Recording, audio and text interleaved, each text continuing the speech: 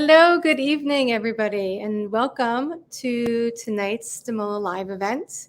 I am so excited. It has been too long since we've had a reason to gather, and I see that so many of you are already letting me know where you're logging in from, which is always so fun. There's Brooklyn and Philadelphia, Long Island, Los Angeles, Toronto, Florida, Seattle, Washington, Bogota, Colombia. Hi, Julie.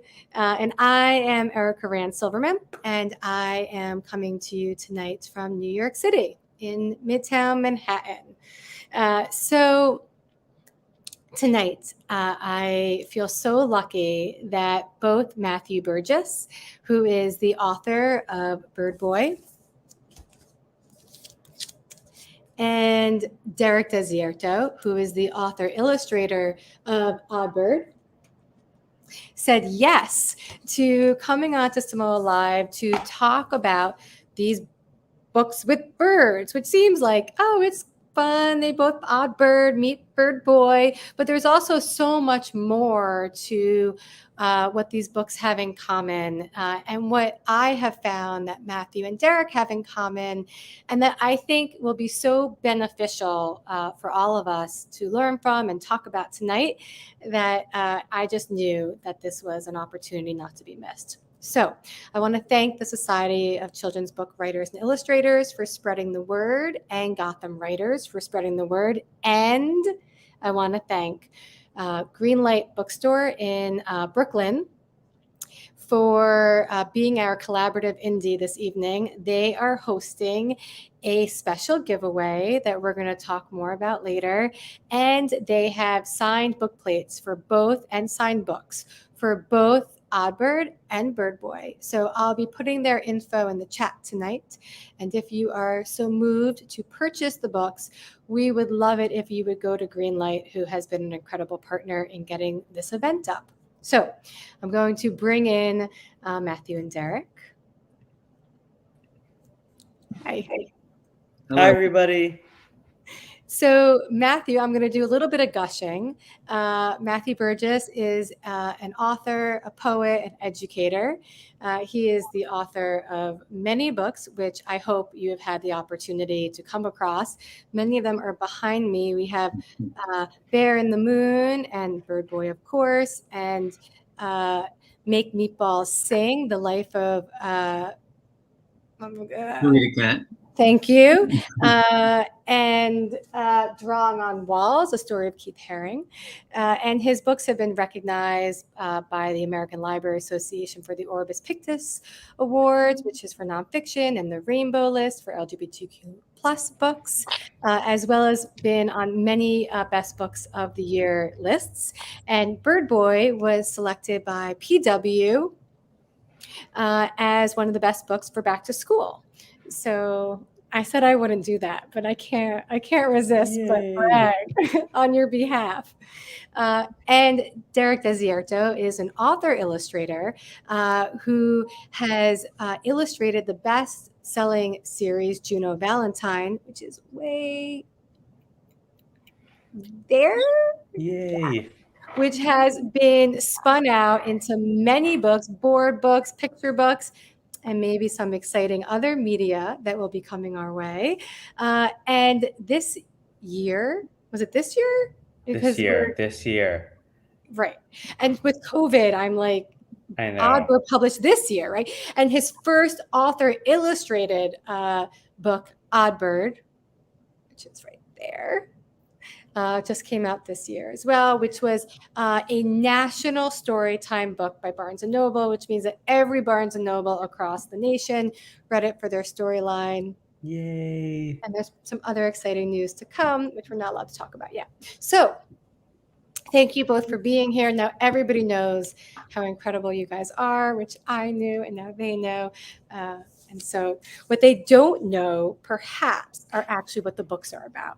So hopefully many of you have had the chance to read them. But if you haven't, I've asked Matthew and Derek to both be prepared to just give you a quick overview of the book so that you have that as we're talking about them this evening. Derek, would you go first? Sure. So this is my first book, Oddbird, and this story came about from really.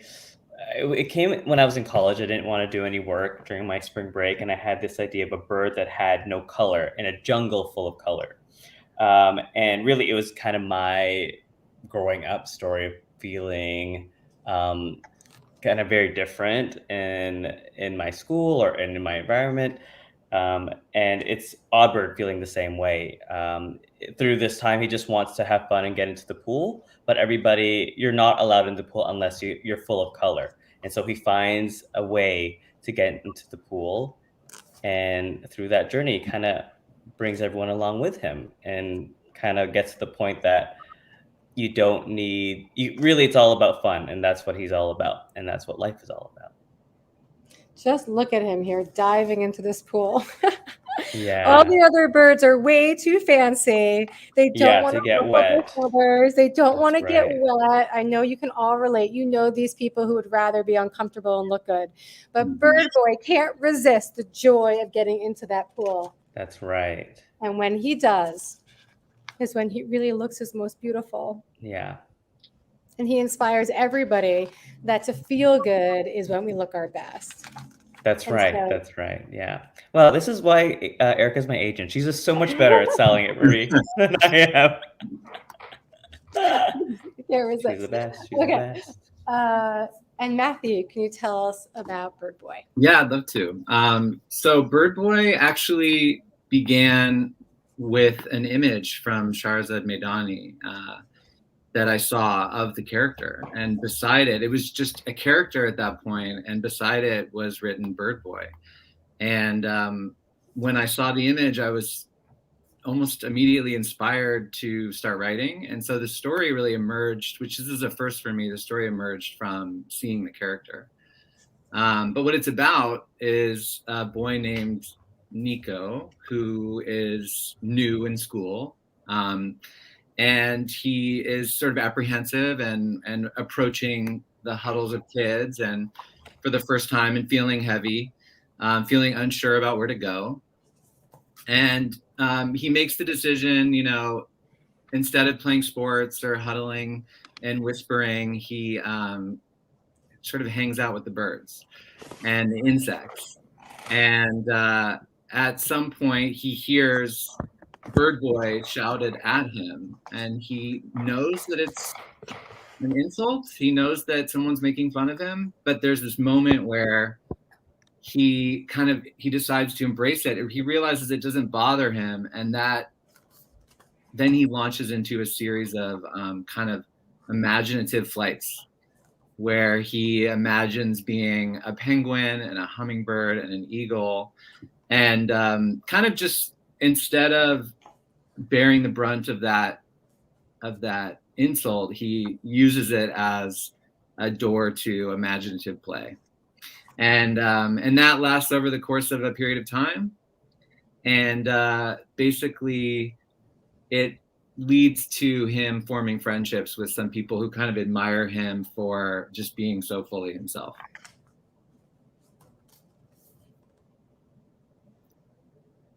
Yeah, there you see him flying. Thank you, guys. So what I love about both of these books is that they explore this idea of authenticity, which is a big word for kids. But, I can't tell you like how often I say, talk around for my own boys. I have an 8 and a 10-year-old. This idea of being themselves. Mm-hmm. And it's only recently in thinking about this event tonight that I'm like, what? Like, that's a really hard question for all child. people. Just be what is yourself? I mean, do I know who myself is? I mean, not only is it hard to be yourself, but it's also hard to know exactly what that means. And of course, that's a, ever evolving aspect of who we are. It's a big ask for kids, but it's also one of the biggest wants that we have for young kids is to be able to own who we their are inner selves. Yeah, exactly. So I'm curious, I'm curious for you guys to talk a bit about, what stage in your own lives or age did you become aware of this idea of authenticity, and you really were able to internalize what that meant for you, and when you found yourself living authentically? And I say this to you because, in my opinion, you both do embody authenticity, which is a high compliment. And I'm curious when that started for you. Why don't you go start, Matthew? Well, as you were talking, Erica, I thought it's true that the phrase "be yourself" could be confusing, and I think like immediately I was substituting it with "be true to yourself." That it's not a question of like understanding your complex identity or like trying to step outside of yourself to imagine some unified personhood or something, but rather to be true to what you love, to be true to what you love to do, to follow your inclination, to follow your heart. I think that simplifies it a little bit for kids. And I think for me, the question of when this happened is really tied into being queer. That I realized that when you shared this question with me before, I was thinking about, it was this experience around 4 or 5, which maybe is a fiction. I don't know. I can't locate it on the timeline, but I think it's about realizing that moment when you're a child and you realize that the things that you love or the things you love to do are not aligned with what you're supposed to love to do. And so I think that all kids, I don't think this is unique to being like, quote unquote, a queer child. But because I think it's more universal than that. I think that all kids are getting that message at some point that like, you're not supposed to, this is for boys or this is for girls, or you've outgrown that, put that away, grow up, or don't cry, just like the various messages that we receive to like separate from what is authentic, our heart, our love. So I think it's a big question to ask. And I would just say, I remember hearing those messages from like my brother, my big brother, my parents, that like it was time to put that away. I don't know, Derek, are you relating to that, Derek? Absolutely. I mean, me growing up gay myself, I remember you didn't know exactly when, but I definitely know. I remember one of my earliest childhood memories when I realized, oh, I'm not like all the other kids, was that I was obsessed with Sound of Music. And so, right? I mean, who isn't really? And that I would watch it every day. And when my parents would go out, I would be with my nanny, and I would have her watch me twirl in my mom's skirt. And I was told, you can't do that. But I so thoroughly enjoyed doing, just to be like Julie Andrews, I guess. And so in that moment, I didn't know why. I didn't know I don't know why it was bad. I just knew it was bad. And I could remember that was a distinct memory that like, oh, this is not like what normal kids would do, or at least a boy would do. Right. And so I think it all started from there. And it's so funny, Erica, that you were saying that, when we ask kids to be themselves, I actually think it's so funny because I feel kids are inherently themselves. And we've had this conversation before. They kind of learn not to be. And I feel like, I believe both these books really is a reminder, even for people, kids and perhaps adults that have forgotten to be, so I really feel I wrote it for myself. And sometimes I think about, the moment when Oddbird would jump from the diving board and all his feathers would come off. It's like the armor that I put on myself that I'm hoping to take off, or in Bird Boy, it's like when he takes on that insult and owns it and actually celebrates it. I think for both these characters, I found it kind of washes off their back. It's like it doesn't affect them as we hope that these things wouldn't affect us. But in reality, it does. We take on the armor, we take on that insult, and it becomes a personality. But I think through these books, I feel like we hope for the better,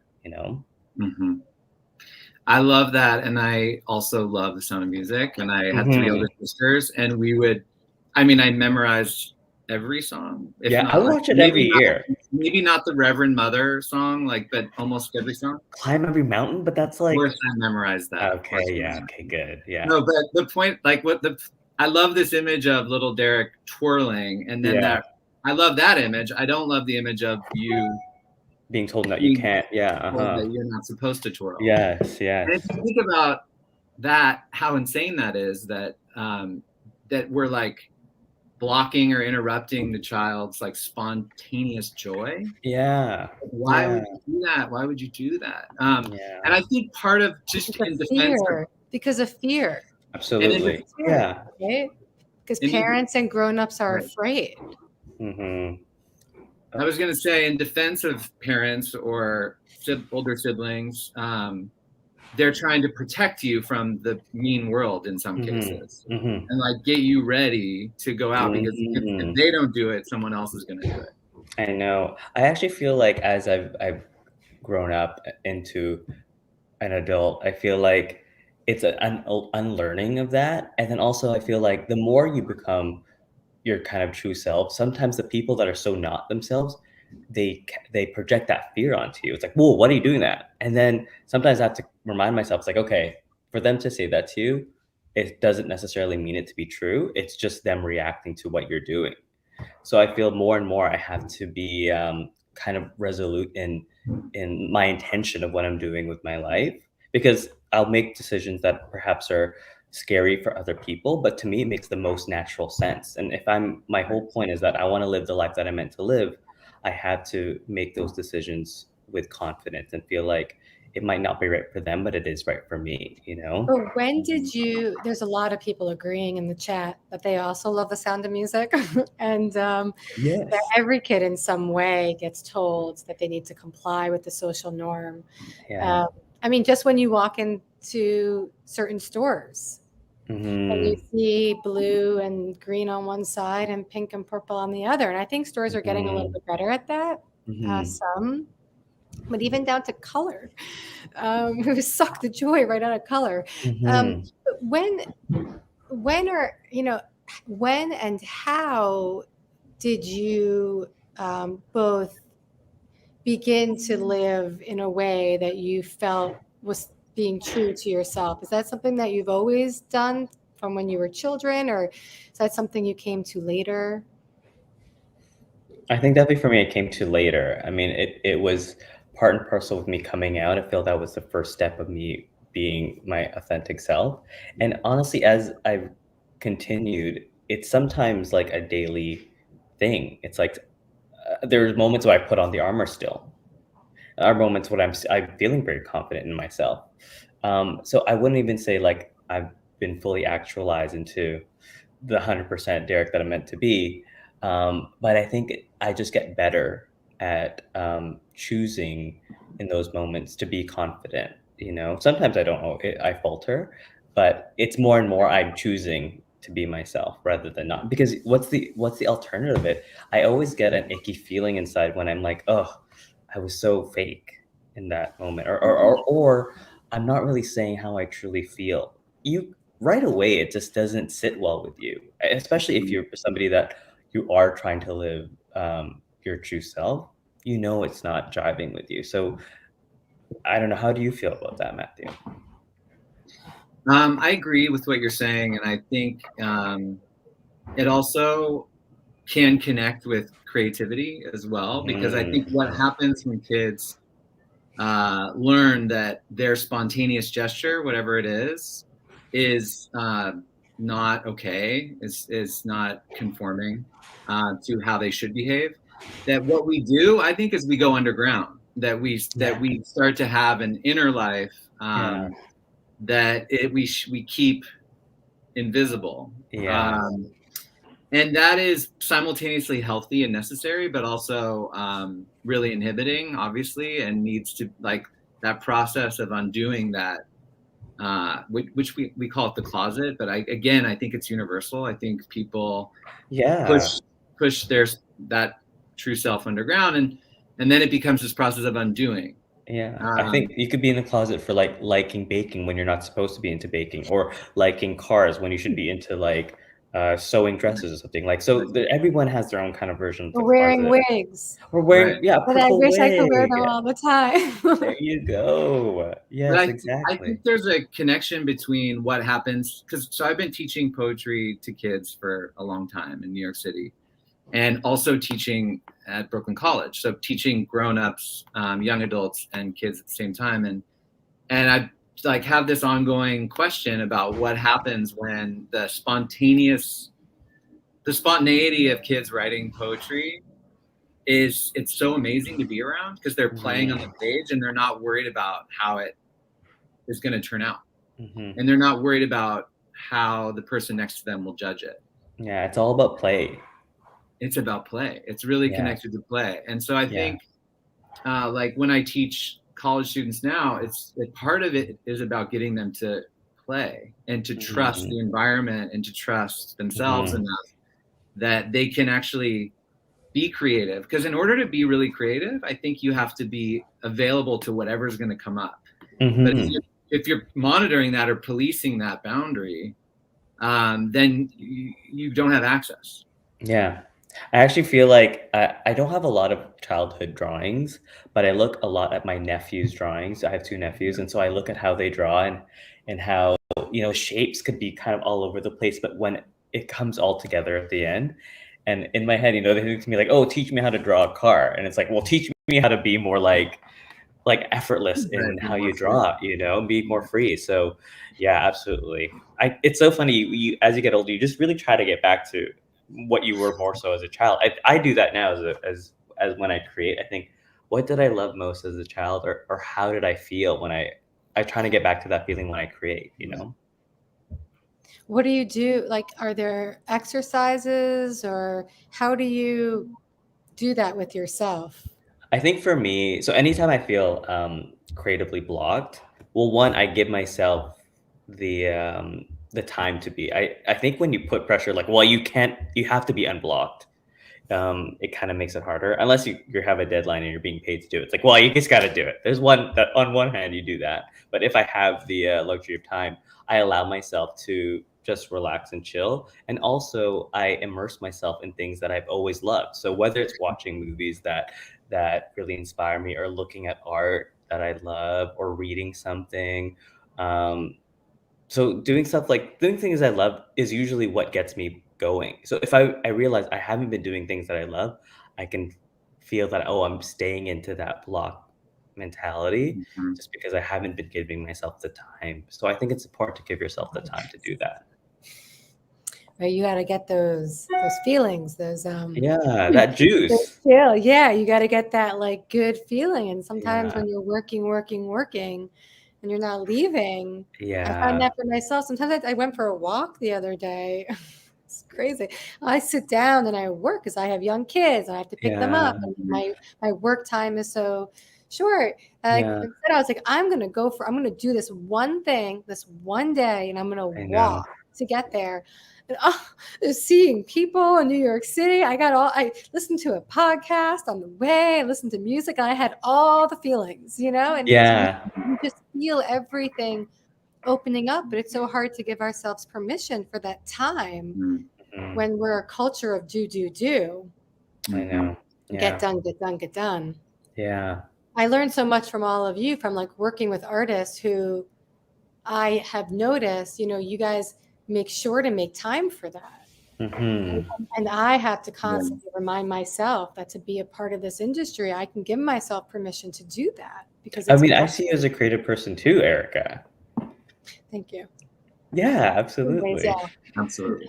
Collaborator for sure. Do you find that for yourself, Matthew, you have to take that?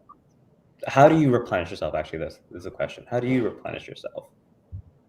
Well, I think I would echo what you guys have been saying. I'm also looking at Sue's comment where she writes, for me, it's being my authentic age. Most writers, especially new ones, are so much younger. And I keep thinking about that comment.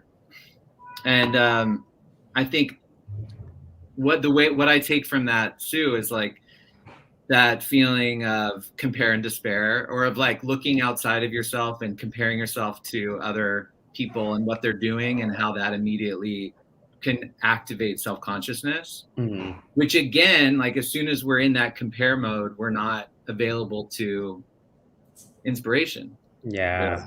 And I think so. And then I would also circle back to this question of like, if you're writing for kids, how do you stay in touch with the kind of subject matter or the kind of spirit that is going to connect with young readers? And I think it is about committing to play and like really not losing touch with that. And I think also, Derek, what you were saying about kind of doing what you love and staying in touch with those things, and maybe like indulging the kid in you, like the kid that is very present, I think. And like, so the more we kind of delight, like I like to write, if I'm writing an essay, I need to be sitting here. I need to be sitting with like my feet on the ground and at my computer, right? But if I'm writing for kids or I'm writing poetry for young readers, I like to be horizontal, or I like to be in a hammock. You know, I like to be like on the floor or in a different physical position. Yeah. Because I feel like you're setting yourself up to think differently. Because if you're like upright and typing, it's almost like you're in a certain mode. But if you're reclining or whatever other pose, it's like you're already setting yourself up differently to think differently. I feel that makes total sense. Yeah. So both of these characters are so brave. And so Oddbird is so brave to jump in that pool when Oddbird knows that, you know, the feathers are going to come off and grayness is going to come back, and everybody might totally hoot and holler and yell or laugh or point. And Bird Boy is so brave to take ownership of this name and sort of like stay alone until he's able to find his people, and not be embarrassed to do that. And I'm curious in what ways you guys find you've had to be brave in children's publishing. From the smallest to the biggest. Why don't you go first, Matthew? Well, as you were speaking, Erica, I was thinking about, I remembered actually that you planted a seed that sort of bloomed in Bird Boy, which was, you were saying like, I want books for my boys that talk about or explore the capacity to be by yourself, like solitary, that it's okay to be in solitude, that it's okay to just be by yourself, that's not a problem. It doesn't mean you're antisocial. It doesn't mean there's something wrong with you. And so I just had to comment that like part of that story I realized came from that conversation that we had, Erica, about that. And thank you for that. Because when you have lunch with a poet, you bare your soul. It's inevitable. Talk about my own hopes and dreams for my children. But yes. Continue. So, but to go back to the question about like being brave in children's publishing, I almost just want to go back to this idea of being true to yourself and not trying to like game the system or like clock the marketplace. Be like, okay, that's what they want, or like, okay, so that works. So I'm gonna try that. And I think I understand that impulse, and I felt that before. But I think it's good to be savvy. It's definitely good to be savvy and to be able to read the marketplace. Yeah, absolutely. But if it goes too far, I think you risk telling the story that is going to most naturally, authentically come up from you and your experience and your past and who you are. I think also depends on what the type of creator you are. Like if you're the kind of person that's just like, well, I just want to churn it out and achieve this certain kind of success, I guess that's a fine goal for you if that's what you want to do. But I think for certain people that are trying to do something with their work, I mean, you wouldn't think that first. I think first you'd want to create something that really feels it's calling for you to create. I think for me, it's like how have I been brave in the publishing industry? I feel, I mean, I have a certain handful of books, but I think specifically for Oddbird, it feels so much like an autobiography. And even in, talking about the book, I reveal a lot about myself and in the process of how I got to the story. So publicly, which I've never really had to do. And so I think that for me was a big step, but I feel like it also opens up a lot within me to feel like, okay, well, I've gotten this far. What else do I really want to say with my work? Mm-hmm. One other instance I can think about in response to this question is Withdrawing on Walls, the picture book biography of Keith Haring. Yes. And I was so determined because of who Keith Haring was and is, and because he was such an outspoken advocate and activist for queer people, for the LGBTQ plus community. I was like, this book must include that. Like, it just can't not include that. That would feel so wrong. Yeah. But I was aware that like maybe, or I was fearful, frankly, of how it would be received. Kind of. Yeah. I mean, I wasn't not going to do it, but I just remember being like, what if they put that it's too much for a children's book? Yeah. Exactly. Yeah. So I think. So how did you get over that? Well, I was never not going to do it. Like, I was so full of conviction, but I guess I'm just admitting or acknowledging that I did that with concern or like some apprehension, not in the way that would stop me from doing it, but I was thinking about like mean Amazon reviews and stuff like that. Did you receive any? No, not that I know of. Yeah. So isn't that like part of the definition of being brave? It's like, it's not a lack of fear. It's like, no, acknowledging that there's fear and then continuing to overcome it. Isn't that really what being brave is? Yeah. Yes. Yeah. Absolutely. And I heard, Matthew, I just took note of you talking a little bit about sort of, remaining true to what you want to write while being aware of the marketplace. Yeah. And sort of, you also kind of touched on this, like writing, knowing that there's going to be critiques and responses, but writing, kind of honing in on what you want to write. There is this whole part of this work, which is self-promotion. Once you create something and you're in that space, which is kind of a solitary space, because in this industry, sometimes there is a collaboration between the author and illustrator, but for the most part, there's not. And then Derek, as an author-illustrator, you're collaborating with yourself. You're doing it yourself. Which is the best. And so there is a lot of solitary work involved in making books, and then all of a sudden it comes out into the world. And you're now exposed, this project you've been loving on. And not only that, but you're exposed like a year or two later from when you worked on it. So much time has passed. You're a different person. You're a different person. Your headspace is in a different project. And now not only are you open and exposed to people talking about your work, but you have to promote it. I mean, you do, because you spent so much time and there's so much love in this book. You want to tell people about it. And so I do want to talk a little bit about that in honor of radical honesty, because it's a big part of the work and something that isn't talked about as much.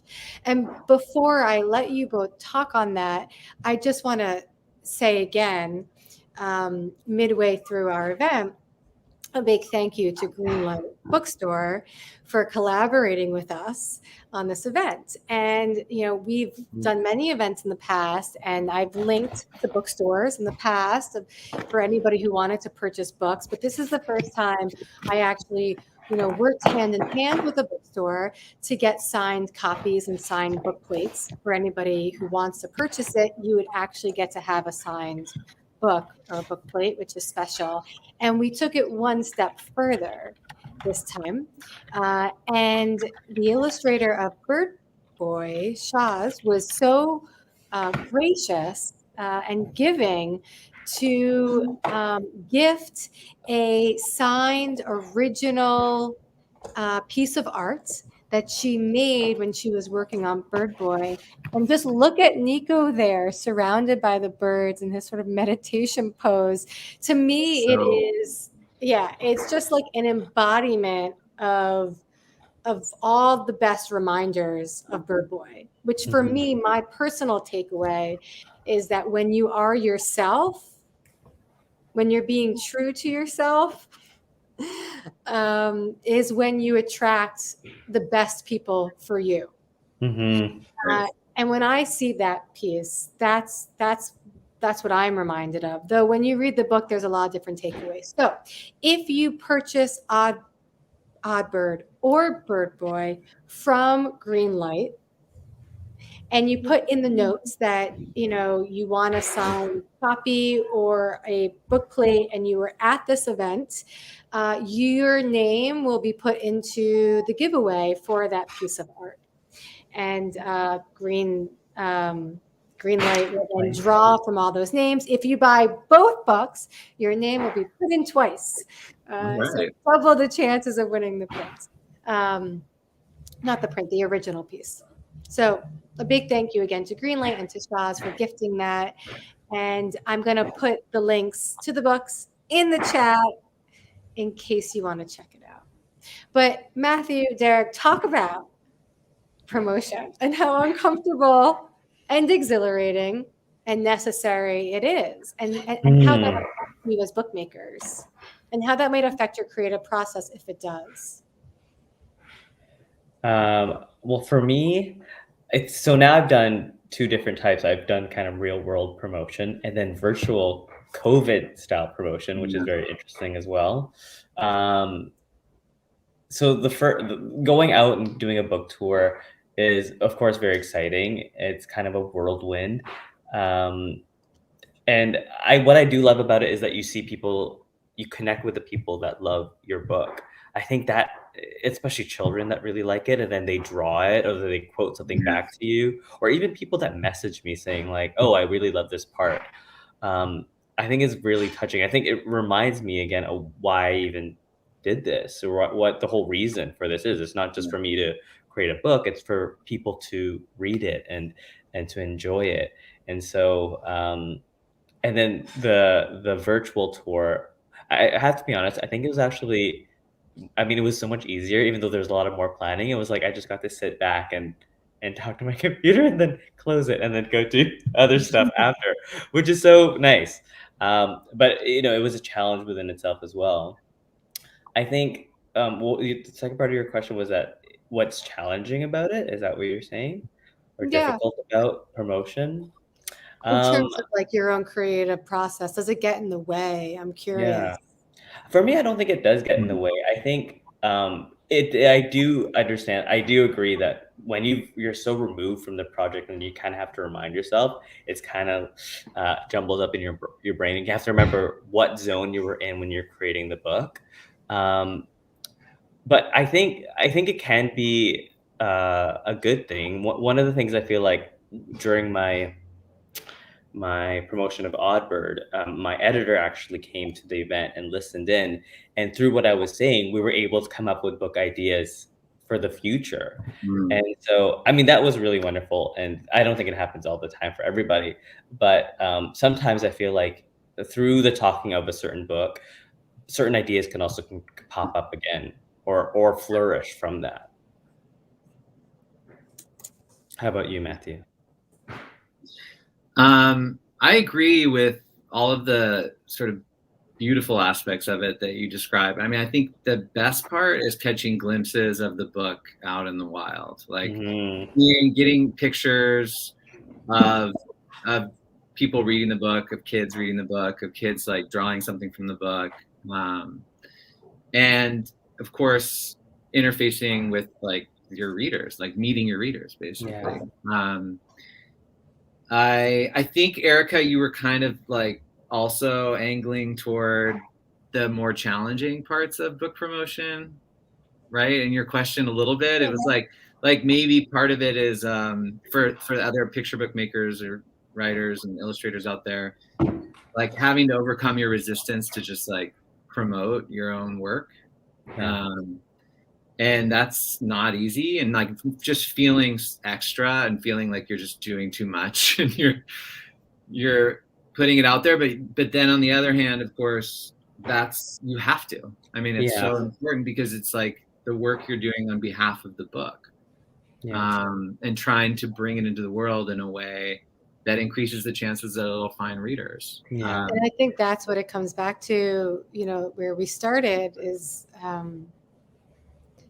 you really need to create books that you're passionate about. You really need to tap in to what feels true and right and necessary, because then when you're talking about your book, and, you know, and this is true for me as an agent, you know, once removed, you know, when I say like, you should get this book, you know, it's like, are you a salesperson or are you like somebody who's like, no, this book is good for your kids? Like, as a literary agent, I find that I need to feel connected and like authentically connected to what my clients are making, so that I can support it in that way. And then conversations like this have to happen, because too often grown-ups don't know how to use books with their kids. They, you know, it's story time, it's bedtime, it's literacy, it's to grow their vocabulary, it's so that they're good readers, so they're good in school, so they can flourish and be successful and happy. But like, it's so much more than that. But it's really hard for grown-ups to understand, like, have the opportunity to hear books talked about in such a way that they feel prepared and armed to like use the book with their children as like a family model or platform, or you know, it's like, if your kid is embarrassed, you know, they're like, it's like 100 degrees, but they won't take off their sweatshirt because the shirt underneath is, you know, not what they wanted to wear. And you're like, you can be like, you know, Oddbird would get in the pool. Oddbird, when Oddbird gets in the pool, Oddbird looks really good. When Oddbird looks good, everybody wants to get in the pool. Like, it's really important for families to have that foundation, that common foundation with their children, where they can pull moments like that. You know, or it's like your kid comes home and you could do the same thing with Bird Boy. And so, yeah, just my point being that when you're passionate about what you're doing and you have the time to like tap back into it, even though it could be a year or two later, to remember like where you were at when you were making it and why you were making it, it is truly beneficial, not just for kids, but for the grown-ups. Yeah. Bring the books to children. Yeah. I agree. Yeah, I think that's beautiful. And and also I think about the quiet moment of the child with the book. Like, definitely the conversation starter. I agree 100% with everything you said. But one of the things that I guess drives me or motivates me about publishing books for kids is because I remember those moments with books where you felt you found a new world, like a secret world within the book. Yes. Yeah. Or a secret world, absolutely. And also like that some part of your inner landscape like had a light shined on it. And you're like, it was like a quiet but transcendent moment where you understood something. And so I love that. I love like the possibility that my books could provide that for kids. And like the way that I think about Bird Boy is in promoting it is it's like, it's quiet. Like one reader was like talking about the moments of quiet beauty. And I'm like, it is quiet. And I was thinking, and I saw it on the shelves next to other books that were like, you know, like glittery. And I was literally.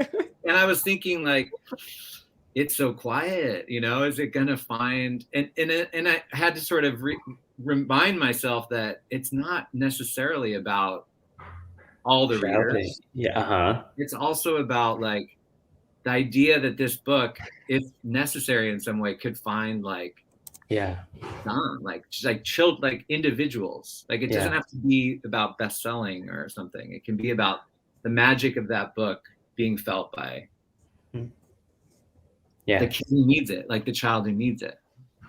It reminds me actually of The Giving Tree, how in that way it's also a very quiet book. And that I feel like for me, I found that book later on in my life. And it's something that I've always held on to, that story. And I feel like Bird Boy is similar in that sense that it's not something that's shouting at you. It's almost a whisper. Yeah. But it's also something that stays with you in perhaps ways that other stories might not. Mm-hmm. You know, especially those the ones that it resonates with the most. Right. Oh. Yeah. It's such a good reminder. It's so true, right? Because you get so focused on wanting to make sure that the book gets out there. And as an agent, I'm always like on top of, you know, like as a publisher doing what they need to do. And like, you know, how do we get this to reach the most people? But you're right. There are so many books for me, the most random books. I told this to Matthew.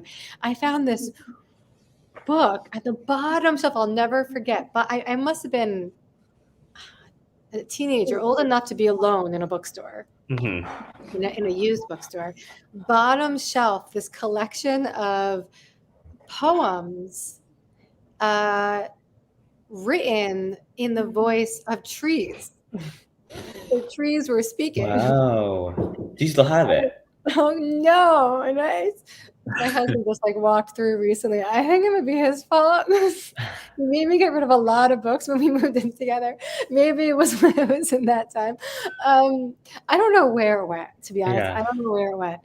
But I loved it. And it was definitely a self-published or like some small, weird, you know, like I could not find it again, although I should look. Yeah. But that really spoke to me at that time in my life. And that was like that found moment. I remember the smell. I remember the exact moment. It's really special. And I'm sure you remember the feeling when you finish reading it. You're like, oh, and that's what stayed with you. I feel like that's in those moments when I read these special books and then I get to the last sentence and then I close the book and I just think like, ooh, that really touched me deeply. And it's something that continues to stay with me. And it could be something like, I feel that way with Archie's, you know, like I remember a certain Archie episode when he goes into the ocean and he finds a pearl and he meets a mermaid. I remember it. And then it has stayed with me. So it could be kind of any of these stories. And I feel like for us as a creator, you really don't know how it's going to impact. That's why we try our best to kind of put it out as best as we can. We don't know what's going to resonate with anybody. We just hope for the best, really. And that's why you do what feels right for you. And like the tracks, like you said earlier, Erica, that it'll find its audience. And if just seeing you, Erica, like swoon in remembrance of that book reminds me to say, like, for other picture book people out there, about how valuable it is. And now I'm like gonna praise you a little bit. So but like to have an agent who loves books for those reasons, so that it gives us a chance to not be steered just towards the marketplace about what's going to sell, but also just having enough space to also pursue books that feel meaningful, even if they don't necessarily seem splashy. Yeah. You know? I never found that Erica was like a hard sell and like, you guys got to do this kind of book. No, that's the point. That's never saying that. Yeah, no, because the truth is, I mean, of course, when I take on a new client, there's, you know, a certain level of talent and skill and experience, although that ranges. Sometimes I fall in love and there's a lot of work to be done. But there's also the person. And I don't know that every agent is as much about that as I am, because I will occasionally whisper an idea, which I have been known to do, or steer in a direction. But really, there's a light in people that you know is going to bring forth a meaningful and special book. And I want those books to come out of those people. Is that what you feel with the people you work with, Erica? It's like you Oh, could feel that there's going to be Yeah. something bubbling in here, and so that I want to be part of that. Is that what it is? Yes, exactly. Yeah. Wow. Yeah, exactly. That's Yes. so exciting. 100%.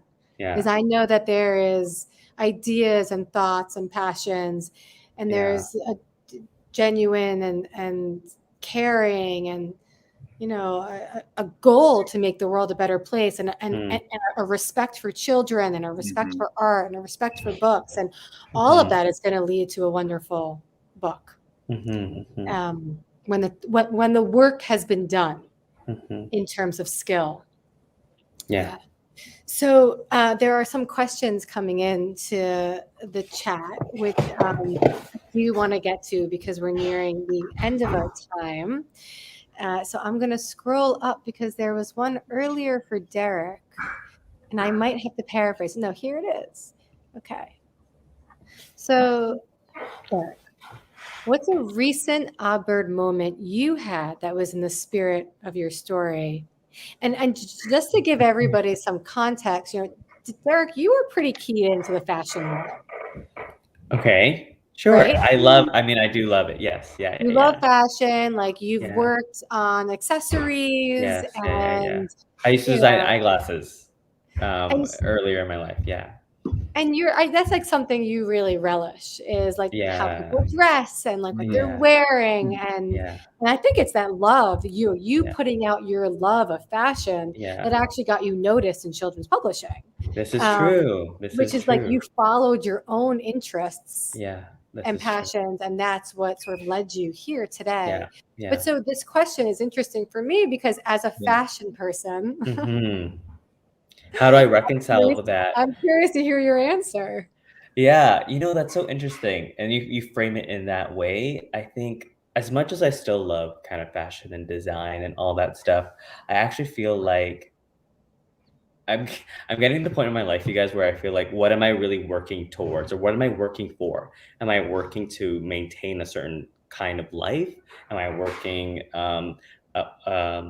and so do I want to chain myself to this life, or do I want to work to provide myself with the opportunities to create something? So what is a recent Oddbird moment you had that was in the spirit of your story? I feel like it's kind of like letting go. So, you know, the feathers that I'm letting go of is really the idea of like, what are we meant to live our life for? You know, are we working to live, or are we living to work? And kind of letting go what society really tells me to what we should be doing with our lives, and doing what I feel makes the most sense for me. So I always have these moments where I feel like I'm Oddbird letting go of those feathers, because it's like, okay, well, I might have let go of these feathers, but I'm still holding on to these other feathers. You know what I mean? It's like, I feel like it's almost like a butterfly in a chrysalis. It's like you're always emerging out of you're hoping to be like always a better person out of it. That's something that I've recently been thinking about. It's like, well, what am I really working so hard for? You know, to have this kind of life, or to be able to live a certain kind of life. So I feel right now the answer for me, it's like, I'm working hard to be able to give myself the freedom to live a creative life that I really feel to live. You know, I would work hard for that. I don't want to work hard to like have like a mansion. I don't think that's what I most desire in my life. I think what I most desire is to have the freedom to create. Yeah, to me, that's real luxury. Yeah. But this is not a question, and I hope Pamela doesn't mind, but I'm going to put this up on the screen because I think tonight we have a lot of aspiring bookmakers with us, and that generally seems to be who comes to Samoa Live, which I'm totally down with. I'm sure a lot of you are also parents, and so, you know, double the fun. So Pamela says, when people ask me what I do, I say nervously, I'm a writer. I think it's hard for us to say with confidence who and what we are. I just wonder if you guys can talk, and Matthew, as somebody who teaches writing to both young people and young adults. You know, I can relate to what Pamela is saying. Before I was in publishing, I wrote all the time. I don't really write anymore. I never would have given myself permission to think I was a writer. And perhaps I could have back in the day. Why I didn't, I don't know. Whereas the person next to me might have. So how do you talk to young people and grown-ups about giving themselves permission when they are in the act of something to acknowledge that that's who they are? And part of it as a teacher is to give permission constantly and to reiterate that permission over and over. Because if someone has internalized an inner critic who is ferocious and always policing your actions and your thoughts, you sometimes need that reminder. Like saying it once is not enough. And then you also have to sort of, your actions have to follow that as well. Like in terms of creating a space where other people, and now I'm talking as a teacher, but creating a space where other people feel safe enough and free enough to take the risk of seeing what comes up and sharing it potentially with others. But I'm thinking about Pamela's comment, and I know she also commented a second time and was said talking about those fears makes me feel less alone in my dilemma. And so that makes me think about community and forming some sort of community, even if it's small, with other people who are similarly interested, kindred spirits, or even just people who you can form a kind of supportive environment to take your creative ambitions seriously. And then there's this other part of me that's like, I walk into a room of second graders, I'm like, repeat after me, I'm a poet. And they're like, I'm a poet. And I know it. And I know it. I've got my whole, like I do chants with them. Because I'm just trying to bring down the label of writer or poet from wherever it is and give it away. This is not totally aligned with Pamela's question, but shouldn't everyone be writing? Isn't writing? You're right. Wait, I don't write anymore. I write all the time. I write emails, I write pitch letters, I write a lot of emails, but they're good. But shouldn't we just restore writing to be like a natural human activity that we all do, and that because we all do it, but like this, I don't know, so part of me wants to just invite everyone else into identifying as a writer because you are. Now claiming your ambition is another question. That's not easy for people. Just claiming the thing you want to do. How do you get there? As I reflect on what Pamela wrote, and it said, selling myself as a writer should be easy, but it takes a brave soul to say that I write. And almost to me, it beckons this idea to say that I am enough, because it's almost like if say I write, it's like, well, who are you to write? You have to prove that you're worthy to write, versus saying I am enough, that inherently, like you said, I'm already a writer. There's nothing to prove. It's something that I just do. I feel like we all hope to get to that point. And really, I feel like it's a daily process. Sometimes you're good at it, sometimes you're not. In the sense, sometimes you're good at saying that to yourself, that I'm enough and that I'm a writer and that I can do this. And sometimes you still falter. But it's a daily exercise. Not like you just flip the switch and always, every single day, I'm as confident as ever to write or whatever it is you want to do. You have to recommit yourself every single day that I want to do this. To be honest with you, sometimes I draw and I'm like, oh my God, I'm the worst. And I suck at it. But you just have to commit to yourself to keep doing it. I was reading something from Brené Brown. It was the critic that's in your head is that's not actually doing any of the work. So you have to expel it. You have to say, if you're going to critique me, you have to do the work then. So if you're not going to do the work, I'm going to stop listening to you. It's like a radio, you shift to different radio stations. That radio station is not serving you. The radio station is saying to yourself, makes me feel like you have a lot of fears. Switch to a different station that feels better to you, that sounds better to you. And whether it's maybe I don't write, we'll start with something that feels like you can do to work up to there, I feel. Anne Lamott in Bird by Bird had this amazing visual where she said, you take your worry and put it in a jar, close the lid and put it on the shelf, and the worry is there. If you want it, you can visit it. You don't, it's there, but it's away, so you can take it out of your mind and you can move on. And that has always been so useful. Just like put it over there. Because you're not like saying, oh, I have no fears or I have no whatever. It's like you're acknowledging that it's there, but you're still able to. It doesn't immobilize you to do anything, right? It doesn't paralyze you. Yeah, I think that's great. I could talk all night about like having to be honest with your own fears and having to be honest with that own process that you go through, which I think Derek and Matthew, you must in order to make the books that you make. Because like you every must be day. tuned, Yeah. and working through and constantly showing up. It's a practice. Yeah, every day. In order to be able to like get it in a clear enough spot to then make books that, indirectly sort of address these fears. Yeah. Matthew asks, before you write a self-inspired story, putting words to paper, do you visualize the illustrations ahead? Do they come to life afterwards or another way? How about you, Matthew? It sounds like it's sort of, okay. It sounds like it's kind of pointing at you because of visualizing illustrations, but I'll just quickly say that when I write a story for children, I'm kind of go into a trance that's very visual.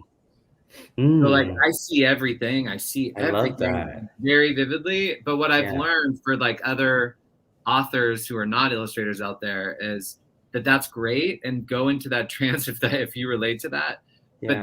And go ahead and like write it down. But then it's so important to remove those notes before you share it with the artist. Because they just feel intrusive. And so it's about being open. So much of it is about like, yes, have the full vivid trance, but then let it go so that the artist can come forward and give you something totally different, or maybe it's connected in some ways. But for me, so far, that's been an amazing part of the process, is the collaboration where I let go of my visuals and then I see what someone else creates. Yeah, I love that. I think for me, it's part of play, right? So it can first come as words. Most of the time, it first does come as a visual, because I feel like that is where I feel most strongly at. So I think of a character, or it comes from a doodle, and then from the doodle comes the idea. But it's really just, a lot of it is play. A lot of it is just thinking. It's like I sit in a chair and I think, whether it's in a bus or a train, whatever. A lot of it is just me thinking. I don't even actually have to draw. I don't have to write any words. I think. And more and more, I realize how important it is for me to take the time to think. Thinking, what a concept. You have time to think. Yeah. Well, I make the time. I make the time to think. Exactly. Yeah, that's well said. There is one more, and it's also from Matthew. Here it is. Is it always evident right away that you see yourself in the story character? Are you always in your stories and characters? I think for me, I am not always, because it's like certain people. I work with authors that have their own story. Perhaps I weave in a little bit of myself, but I think for those projects, I take a lot from what the author has given me, and then think thoroughly in that story. Sometimes you can't help it. It comes in your own life, like, is woven into that. But I do try to think a lot of, I try to work with a lot with a story. And if I can't come up with an idea, then sometimes like that my life comes in, like, oh, well, this happened and that worked out, and then I'll try to do it that way. In Bird Boy, it's set like on a blacktop or like on a chalkboard playground, Yeah, playground. Yeah. And that So there was a part of me when I was writing it that was like located at Our Lady Queen of Angels playground. Like I was like there, you know what I mean? Like really in a specific visceral spot. Yeah. But then the character is actually like, I was writing somewhere that like Nico is kind of my hero, because whereas I was like reading the room and trying to like figure out, trying to force myself to like be interested in competitive sports, for example. Yeah. Just one example. He is like, he just gives himself that permission to just go into his imaginary life and just like seek solace in the natural world. And so I'm in there, like it's a hybrid or something. It's like I'm partially in the character, but it's also the character becomes individuated, like separate from you. You know what I mean? Is that, are you in Oddbird? I mean, is Oddbird both you and is it both you and you? You know, it's almost like an idealized version of me, because I feel like I wish I was that confident. I wish I was that brave. So no, I don't. I definitely, my story is in Oddbird, but you know, I feel like he was much braver than I ever was. It's like it's what I hope to be, kind of thing. Yeah. Me too. Yeah. And Bird Boy. I just want to be Bird Boy plus Oddbird equals me. Yeah. Yes. Gentlemen, thank you guys so much. We're already almost 10 minutes over our time, and I want to be respectful of the fact that you already gave so much of yourselves this evening. So I want to figure out how to take this off of the screen. There we go. So we can see you. So I want to say thank you. There's a lot of comments in here, lots of hearts, lots of feeling the feels, lots of thank yous for, you know, giving of yourselves to this conversation tonight. Thank you, Erica. I'm so happy to be here. It's really fun. Thank you. It was really, really fun. So for everybody else, you know, you can go to stimulalive.com, and on there are past events that have both Derek and Matthew have done other events in the past. And there's a whole slew of content up there if you just have a night where you need some inspiration, and or if you have little people in your lives and you want to share videos with them, there's a lot of videos directed right at kids themselves. But either way, we thank you for joining us tonight. And Matthew and Derek, don't log off when I say goodbye. I always forget to tell people that. Just stay on for a quick moment. But for everybody else, we're back up. Summer is over, fall is beginning. We have 2022 ahead of us, and we'll be planning a lot more events. So do not hesitate to email us at StimulAlive at our Gmail address, which is on the website. If there's specific kinds of events that you would love us to do, or you have questions or bookmakers you'd love to see, or anything, it's that we get inspiration from you. So keep in touch with us, and thank you for being here. Remember, Greenlight Bookstore in Brooklyn, their online website is top-notch and really easy and friendly to use. And put in the comments the event so that you could be entered into the giveaway. All right, everybody. Have a great night. Stay well, and be true to who you are. Thank you, everybody. Bye. Thank you.